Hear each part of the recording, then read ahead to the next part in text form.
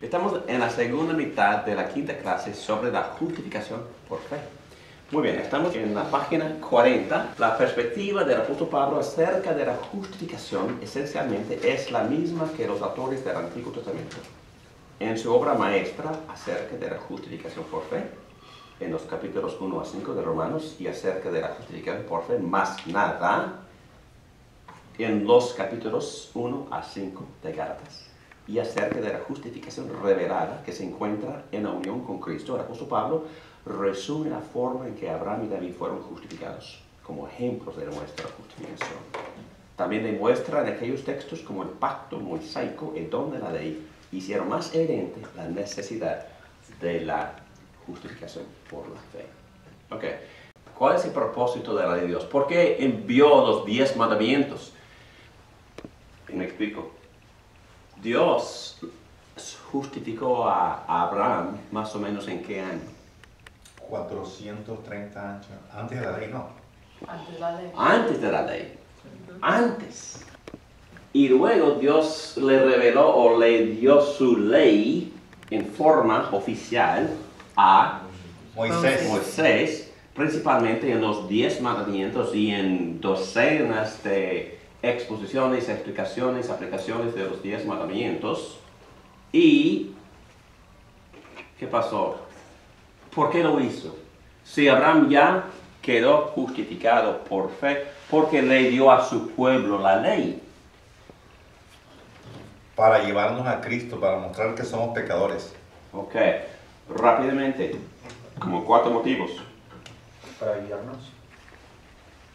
El último, pero principalmente para revelar la justicia, la santidad de Dios, para que nosotros entendamos que somos pecadores por compararnos a las leyes justas y perfectas y santas de Dios. Pablo dice en Gálatas, la ley me condena y me hace sentir mal, pero por hacerlo así me conduce a ¿dónde?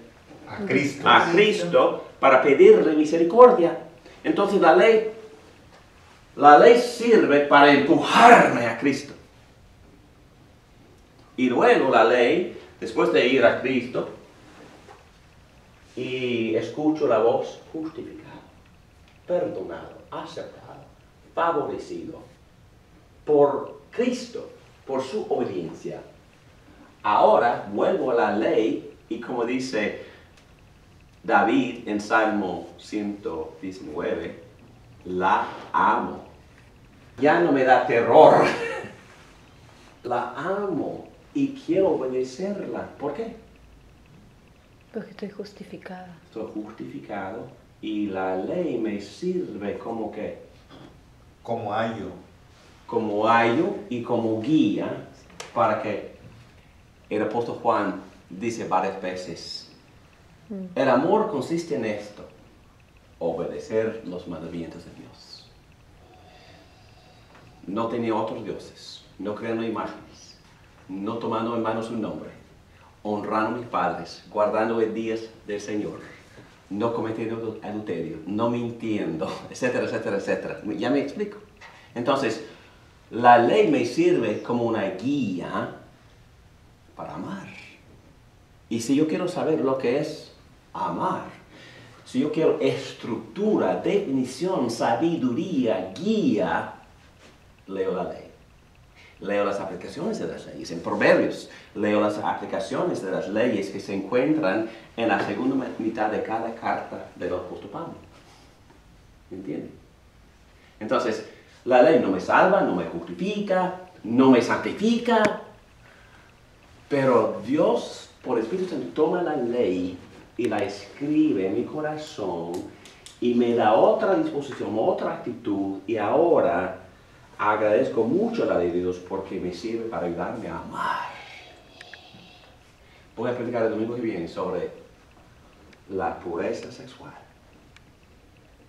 Un tema sobre el cual queda mucha confusión en nuestra cultura y en la iglesia.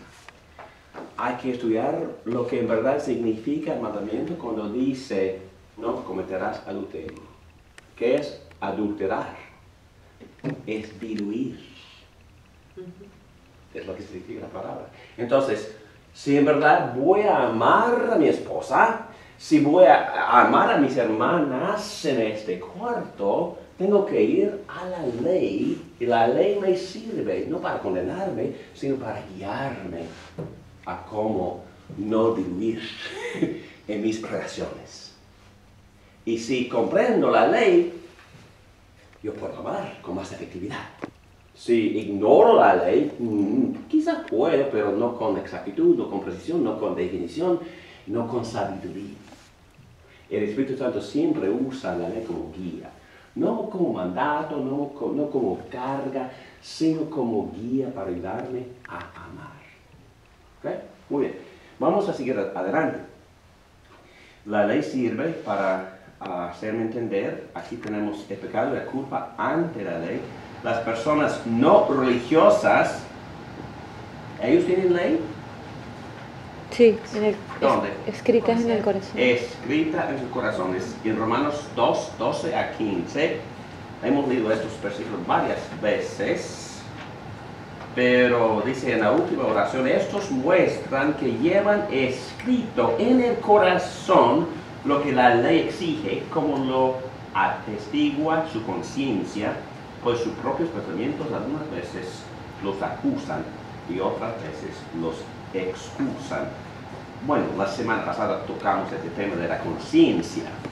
La conciencia, ¿quiénes tienen conciencia? Todos los que son hechos a la imagen de Dios. Tienen las leyes en un sentido escritas en sus conciencias y por eso saben discernir a cierto punto entre el bien y el mal. Pero los que tenemos la ley de Dios y el Espíritu Santo, nosotros discernimos mejor, ¿verdad? Pero todos sí tienen ley. Y la ley principalmente, si sea conciencia o 10 mandamientos, me acusa y me condena, porque no las obedezco. Y las personas religiosas, como ya dije, tienen las leyes bíblicas que sirven para lo mismo, para condenar y para empujarme, para guiarme a Cristo, para que reciba la misericordia de Cristo, y luego la ley me sirve como guía para amar. Bueno, es un concepto bastante complicado, pero aquí tenemos otro concepto. La ley dice, uno de los propósitos de la ley es de aumentar el reconocimiento del pecado. Aquí abajo, Romanos 7, 8. No sé que ustedes han comprendido este concepto, pero es muy interesante. El pecado, aprovechando la oportunidad que le proporcionó el mandamiento, despertó en mí toda clase de codicia. Interesante, ¿no? Y por eso, hermanos, por favor, no hay la ley para ser santificados. Porque la ley, en vez de hacerte más puro, dice Pablo, que tu propio pecado, tu propia naturaleza pecaminosa va a aprovecharse de la ley, y luego la ley te va a tentar más. No sé si eso te ha ocurrido. A mí sí. A ti sí, ¿verdad? ¿Qué pasa en las familias donde los padres muy religiosos les ponen muchas leyes en sus hijos? Demasiadas leyes en sus hijos. Se rebelan más. La ley siempre produce rebelión, rebeldía.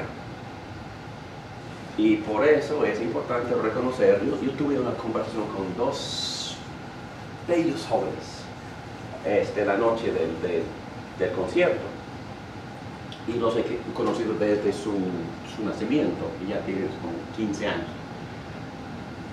y lamentablemente están divorciados sus padres, y su mamá es una creyente, pero están sufriendo un poco, y les expliqué esto, que por favor, que se gocen, hablando con ellos, que se gocen de su libertad de Cristo y no por la carga que están experimentando en su hogar y en su iglesia.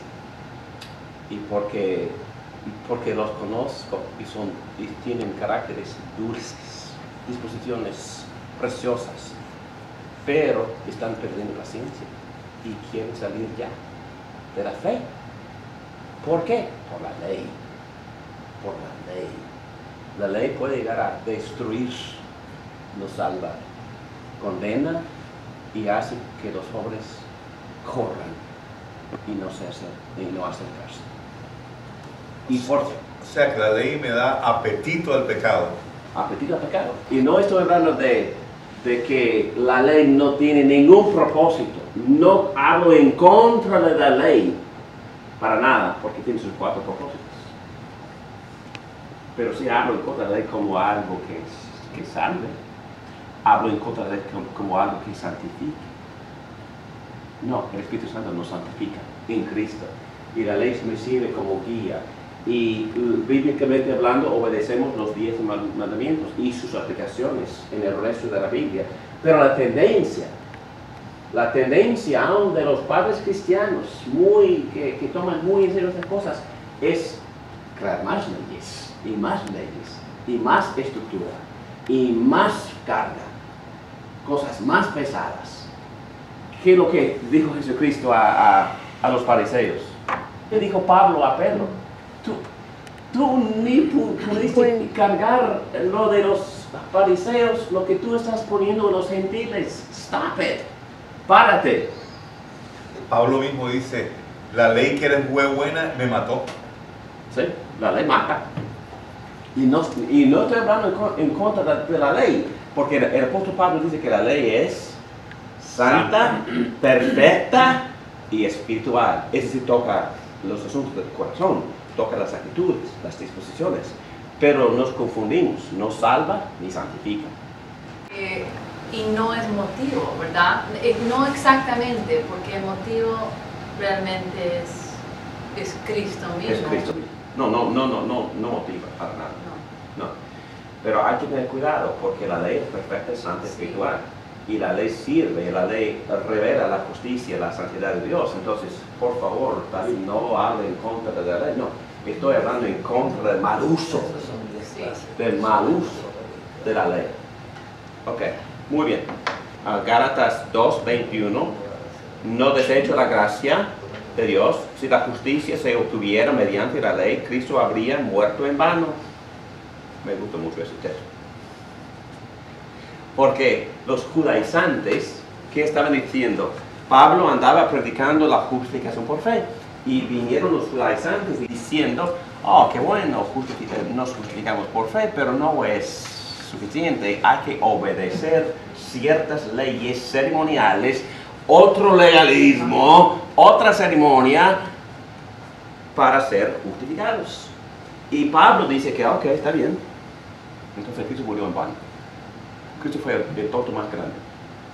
Vino para salvarnos de la ley, vino para vivir la ley por nosotros, vino para morir en la cruz por nuestra desobediencia. Y si en parte podrías tú justificarte por obedecer las leyes, ¿qué tan estúpido es Cristo? ¿Qué tan tonto es Cristo? Es su punto aquí. Y dijo a los Gálatas, ¿qué tan estúpidos son ustedes? Por empezar por gracia, andando en el Espíritu, y luego convertirse en personas entregadas a las leyes, pensando que por obediencia a las leyes pueden justificarse y a la vez santificarse. Ninguna de las dos cosas, dice. Parece blasfemia, ¿verdad? Hablar así de la ley. Pero la ley es buena. Revela la santidad, pero no justifica y no salva. Y tampoco santifica. Por eso vino Cristo. Por eso vino Cristo. Amén. Cristo nos justifica y nos santifica. ¿Ok?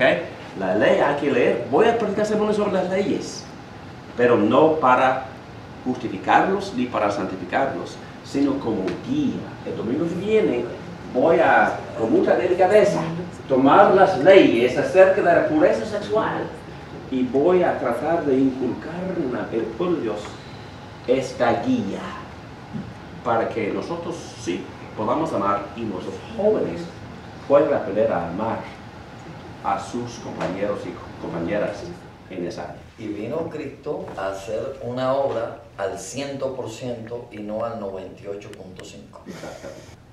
yo detecté un poco de malentendido porque en la religión católica se ven, le dicen los santos, y la primera cosa que ven en los santos es cuántas obras hicieron, y supuestamente los dan ese título o clasificación analizando toda esa vida de supuestamente obras y negación y todo lo que va con eso. Aparte detecté yo en mí un malentendido de que la santificación tiene que ver con ese tipo de acciones que se ven en esas personas que las denominan o las clasifican como santos. O sea, ahí muestra el malentendido que ha sido arrastrado por muchos siglos. Vamos a ir allá, porque vamos a tocar el tema de los méritos. En esta misma clase. Esta noche no, pero en esta misma, tocando este mismo tema, vamos a tocar ese error. El error que dice que mis buenas obras, y mis buenas obras son esenciales, por favor, como parte de mi santificación. Dice el autor de los Hebreos, sin la santidad, nadie verá al Señor. Entonces, quiero aclararle que son esenciales, pero nunca por nada más. Bueno. Okay. Y tampoco, nunca, jamás tienen méritos. Entonces, aún en mi santificación por hacer buenas obras, no obligo a Dios para darle nada. Entonces, no tienen méritos ningunos. No tiene méritos ante Dios. Ante Dios, no tiene méritos ante Dios, para nada. Y como Cristo dijo en una parábola, al final del día, cuando he hecho todo lo que mi amo me ha mandado, ¿qué soy? ¿Y qué dijo Cristo? Que mis obras son inútiles, que lo que yo hice fue inútil. Porque tenía que hacerla. Tenía que hacerla. Entonces, cuando obedezco, estoy haciendo nada más mi pura obligación. Mi obligación como qué? Mi obligación como criatura. Mi obligación como siervo de mi creador. Nada más. Y también dice que lo que yo hago, Él lo creó en mí para que yo lo haga. Porque son de Él. Son de Él. Okay. Y entonces, el punto que estamos haciendo es que no tienen méritos. Pero lo interesante, y vamos a ir allá al ratito, Dios por su gracia premia esas obras. Pero no merecen nada, pero por su bondad premia esas obras. Pero no estamos obligándole a que nos dé nada, jamás, porque no tiene méritos ningunos mis obras. Y este concepto de los santos, que son más santos que cualquier santo ordinario que somos nosotros, ese concepto es falso y absurdo. ¿Ok? Porque nadie tiene una sobreabundancia, esa palabra que se usa, una sobreabundancia de méritos, hasta que pueden compartir sus méritos con otros pobres, más pecadores. Un concepto totalmente antibíblico y absurdo y confuso. Porque confunde muchos, pensando que hay ciertas personas superiores a otros. No existe.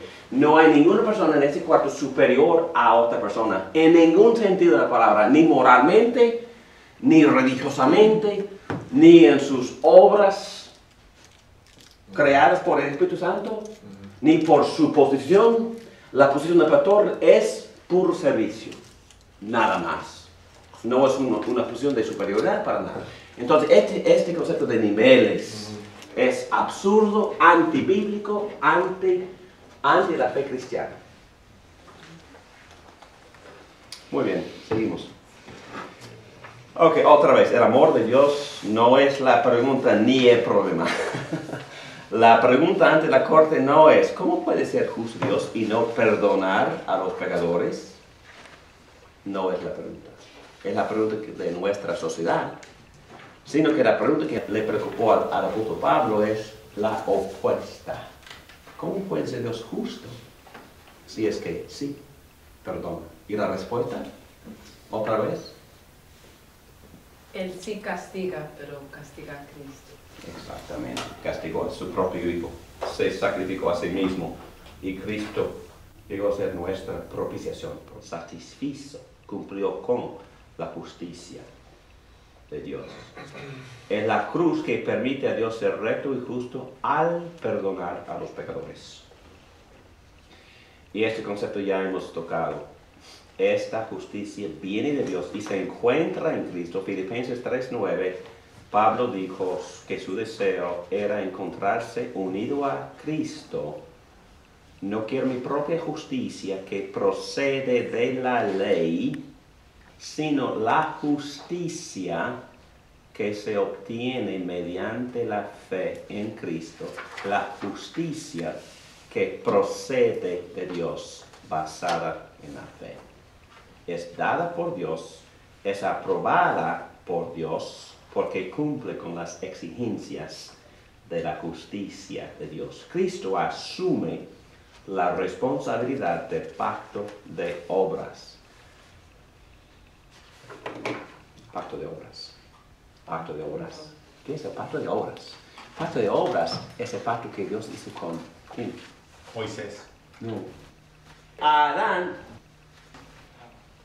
¿Y obedeció a ese pacto? No. Pero vino otro Adán que sí. Entonces, no me entiendan mal, pero sí, somos aceptados por obras. La salvación es por obras. La salvación sí es por obediencia. La salvación sí es por cumplir el pacto de obras. ¿En qué sentido? Así es. Cristo. ¡Cristo! Entonces, Cristo cumplió ese pacto de obras. Cristo sí obedeció donde Adán desobedeció. Y mi salvación sí se basa. Mi salvación sí es por obras. Sí es. Por las obras. Pero las Pero obras por las obras de Cristo. Y no por las mías. ¿Ok? Amén.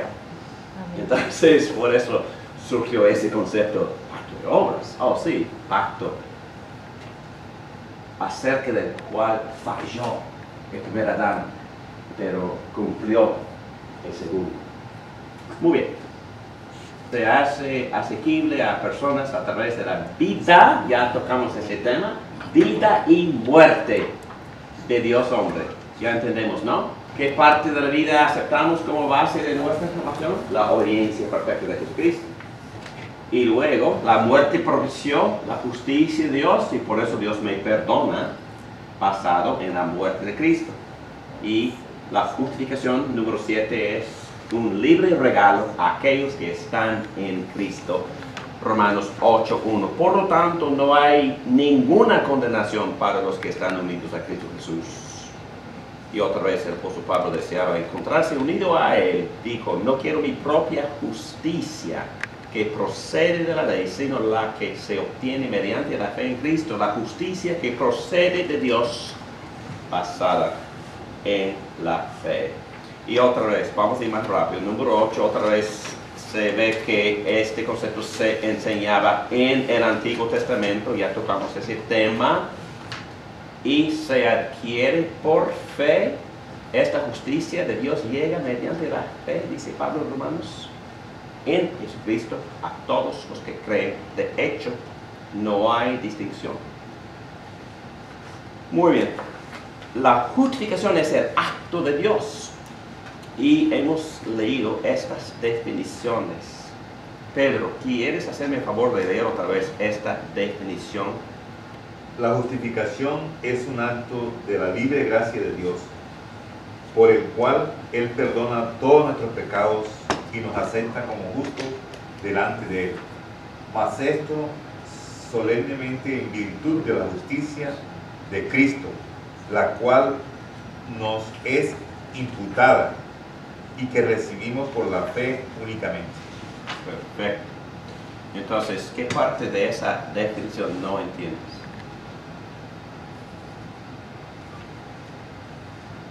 ¿Entendido? En nuestra casa, mis pobres hijos, no les imponían muchas leyes, pero esta ley sí, es que tuvieron que memorizar el catecismo, ni el menor, sino el catecismo para niños. Entonces, la condición para poder ir a sacar la licencia para manejar, era recitar o decir en voz alta pregunta y respuesta a su papá, de como 135 preguntas. Pero son sencillas y lo que pasa, y yo también como niño memoricé este catecismo, y el contenido es precioso, es contenido del Evangelio. Y lo que me pasó es que cuando empecé a viajar como adolescente, viajar, y no sé la palabra en español, pidiendo ride por A dedo, a dedo. a dedo, miles tras miles de millas, así viajaba en mi juventud. Y compartí la fe con cada persona que me daba ride. Y cuando por fin compré mi primer carro por $200, un Volkswagen, casi destruido. Pero de todos modos, yo también empecé a ofrecer transporte a las personas que pidieron así con dedo un transporte. Y compartí mi fe con todos, los que me daban ride y a los que también les daba ride. Y de repente yo empecé a explicar el Evangelio a este joven y me encontré explicándole los dos dones de la justificación, así, instantáneamente, o que salía de mi mente, de mi boca, quién sabe de dónde. Y en verdad no sabía de dónde venía. Pero volví y leí otra vez el catecismo de niños, y palabra por palabra, ahí estaba ese contenido que había memorizado hace 15 años. Ahí estaba. Entonces, sí tiene valor. Memorizar la Biblia sí tiene valor. Memorizar buenas definiciones de esos conceptos bíblicos sí tiene su valor. Y no es una carga que hace que el niño corra de la fe, ¿verdad? Es una carga liviana, apropiada, darle a memorizar ciertas cosas. Muy bien, vamos a seguir adelante. Examinando un poquito la definición, la justificación no es ser hecho, ser recto, ser justo, ser moral. Ser, no es ser. ¿Me entienden? Y la semana pasada, una señora, cuando hice la pregunta, ¿qué definición darías tú a esta palabra justificación? Justificación es cuando Dios me hace justo, ¿correcto? Me hace, me declara un mundo de diferencia. La justificación no es el hecho de ser justo. Ser justo, posición católica. Ser justo. Y si Dios me hace justo, en parte mi justificación se basa en el hecho de que ya soy justo. Falso. La justificación no me hace, me declara. Siendo pecador, a la vez libre, justificado, perdonado. Siendo pecador, justificado. ¡Wow! Increíble. Y sigo pecando y sigo justificado. Y el católico diría, oh, sí, los protestantes dan rienda suelta, ¿verdad?, a sus vidas pecaminosas. No tiene que cambiar nada. Falso. Vamos a ir ahí. Que no tengo que hacer nada. Qué bueno que hayas dicho eso, porque ya comprendes el Evangelio. Perdón, ¿cuál es la respuesta? Es que la justificación por fe definida por los protestantes da rienda suelta al pecado. ¿Qué es la respuesta nuestra? Realmente da el único motivo que agrada a Dios. Exactamente, realmente me da el único motivo para obedecer y amar y crecer en Cristo. Al contrario, si en verdad comprendo lo que es la justificación, voy a entregarme por completo. Me voy a matar para cumplir con mi Cristo. Por el agradecimiento. Por agradecimiento, pero es más, esa es nada más una pequeña parte de mi salvación. Porque mi salvación también es nuevo nacimiento. Es redención. ¿Redención de qué? ¿Liberación de qué? De los pecados. Del dominio de los pecados. Y en verdad, si mi fe, aun mi fe que me justifica, no sale, no produce, no resulta en buenas obras, es una fe falsa, una fe muerta. Pero otra vez, esas obras, ese amor, resultados y no base. Es la gran distinción. ¿Ok? La justificación es declarar justo, ser aceptado como justo, ser considerado como justo, ser contado como si fuera justo. ¿Ok? Otra vez. Me da su vestuario. Jesucristo que me cubre. Y Dios me ve así como si fuera Cristo.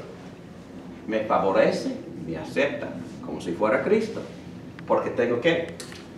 Encima, vestido en qué? Cristo. En Cristo, en la justicia de Cristo. ¿Y dónde se encuentra esta justicia? Dice Pablo, Filipenses 3:9, unido a mi Cristo. Unido a mi Cristo, cubierto con el vestuario de su rectitud moral, de su obediencia, de su justicia. Aceptado, perdonado, cubierto con justicia. Justicia imputada. Justicia que Dios, basado en esa justicia de Jesucristo, me declara justo y aceptado. Tiene que ver otra vez con mi posición, con mi estatus, con mi posición correcta. Tiene que ver también con absolución de mis pecados, el perdón de mis pecados. Es una declaración de juez en la corte. Es una sentencia de vida, no de muerte, que el juez me da en Cristo. Es un don. Salvación y justicia son sinónimas. Es un don, es el don de la salvación. Es imputada o se confiere como un doctorado conferido. Una persona que no estudió académicamente, pero por el cuerpo de servicio de obras, por la vida entera, la universidad le conceda, ¿qué? Doctorado. Quizás vale más ese doctorado, pero es un doctorado conferido. Pero en este caso es justicia, un doctorado en justicia, conferido, transferido de Cristo a mí por creer en Cristo. ¿Y qué dice ese texto? Pues, según Corintios 5:21, al que no cometió pecado alguno, por nosotros Dios lo trató como pecador, para que en él recibiéramos la justicia de Dios. Entonces, el pecado de creyente se imputa a Cristo, la justicia de Cristo se imputa al creyente. ¿Entienden ese concepto? Si somos unidos a Cristo, hay una transferencia doble. ¿Qué aspecto de nosotros se transfiere a Cristo? ¿Qué es lo que se transfiere a Cristo? Mi pecado. Mi pecado. ¿Y qué es lo que se transfiere de Cristo al pecador? Mi justicia. Perdón. Su justicia. Justicia de Cristo. Entonces, dicen los teólogos, es una imputación doble. Triple, ¿verdad? Porque a Adán, su pecado fue transferido A nosotros. a nosotros. Y en Cristo, ese pecado se transfiere a Cristo. A Cristo. Y la justicia de Cristo se transfiere al pecador. Interesante. Imputación triple. Ok. Se incluye el perdón. Y, hermanos, sencillamente hablando, es increíble. En capítulo 3, Pablo quiere que nosotros, de Romanos, quiere que nosotros comprendamos que la justicia de Cristo se nos imputa. El don número 1 de nuestra salvación es la justicia de Jesucristo. El don número 1 El don número 2, Perdón. perdón, en capítulo 3, Pablo usa a Abraham y en el resto de la carta, en el carta de Gálatas, Abraham es nuestro modelo de fe, porque Abraham creyó en la promesa de enviar a la simiente, la cual es Cristo, el Salvador. En otras palabras, Abraham fue justificado porque creyó en Cristo. 1800 años antes de que Cristo vino, creyó en Él. Y su fe le fue contada por justicia.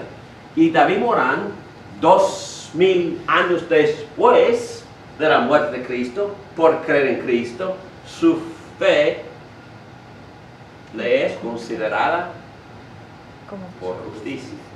Entonces, es el mismo concepto, la misma doctrina. Y Pablo siempre presenta a Abraham como el modelo, el gran ejemplo de una persona justificada por fe en Cristo.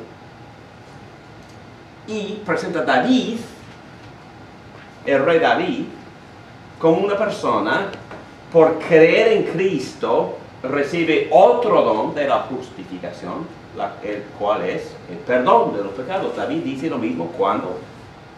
Lo mismo, sí, sigue hablando de la justificación por fe. David dice lo mismo cuando habla de la dicha de aquel a quien Dios le atribuye justicia sin la mediación de las obras.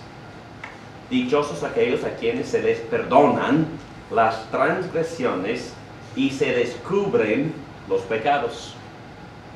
¿Y por qué usa a David como gran ejemplo de una persona perdonada? Porque pecaba mucho. Sus pecados eran notorios, ¿no? Su adulterio, su asesinato, tratando de engañar y cubrirse y esconderse. Y Dios envió a su profeta Natán para amonestarle y de inmediato David se arrepintió y confesó. Y Dios, en su gracia, por su fe en Cristo, 1000 años antes de la venida de Cristo, David fue perdonado por fe en Cristo, confesando sus pecados. Muy bien. Otra vez, la base. ¿Cuál es la base? Aquí está otra vez. ¿Cuál es la base? Jesucristo. De Jesucristo. ¿Y cuáles dos obras de Cristo forman la base de nuestra justificación? Obediencia y propiciación. Okay. Obediencia activa y obediencia pasiva. Obediencia a las leyes, obediencia sujetándose a la muerte, muriéndose en la cruz, para propiciar la justicia de Dios. Entonces, se basa en la obediencia y la propiciación de Cristo y no en la obediencia nuestra, ni en nuestros esfuerzos para tratar de negociar con Dios, o regatear con Dios, o obligarle, o tratar de impresionarle. No, somos libres de todo esto. Libres, aceptados, perdonados, justificados, aliviados. Ya podemos amar. Ya podemos amar a Dios sin complicaciones, sin negociaciones, ¿verdad? Sin buscar premios, sin pagarle dinero, sin pagarle por una misa. No voy allá. Por su obediencia, Cristo logró la posición de cumplidor de la ley para todos los creyentes. Los creyentes comparten en Cristo la posición de aceptación. Ya hemos hablado de la doble imputación. La justicia de Dios se satisface, se propicia en la vida y en la muerte de Cristo, quien obedeció la ley en nuestro lugar y llevó la maldición de la ley, la muerte, en nuestro lugar. Por lo tanto, la justicia de Dios se demuestra y es correcto decir que Él es tanto el justo y el que justifica a los pecadores. Y hemos tocado ese texto en Romanos 3 varias veces. Y el instrumento por el cual nosotros somos aceptados es por fe. Muy bien, ya llegó la hora. Vamos a empezar ahí. Vamos a profundizarnos más en lo que es la fe en la semana que viene y vamos a disfrutar disfrutar una conversación acerca de los beneficios y resultados de la justificación. Y luego vamos a examinar en más detalle, y yo voy a traer documentos, la posición católica romana, comparándola con la protestante, permitiendo que la protestante contesta a las protestas de los católicos y permitiendo también que los católicos responden a las posiciones protestantes que ellos consideran no bíblicas. Es justo, ¿no? Que examinamos ambos lados con justicia. Oremos. Padre nuestro, damos gracias por tu palabra. Damos gracias, Padre, porque tú eres el que es justo y a la vez justifica. Gracias por enviar a Cristo para revelarnos la justicia. Gracias por la obediencia de Cristo, la cual se nos transfiere al creyente. Gracias por la muerte de Cristo, sobre la cual tú nos perdonas. Gracias por la rectitud moral de Jesucristo y la justicia. Y gracias por el perdón de los pecados. Sabiendo que Cristo hizo todo, sabiendo que Cristo es suficiente para justificarnos. Esto nos llena con gozo, con paz, con esperanza, con energía y ganas para servirte. Gracias, Padre, por esta gracia. Gracias por la salvación por pura gracia. Gracias por la justificación por pura gracia. Gracias por tu amor incondicional. Ayúdanos a crecer como resultado en amor y en obediencia para la gloria de Cristo. Amén. Amén.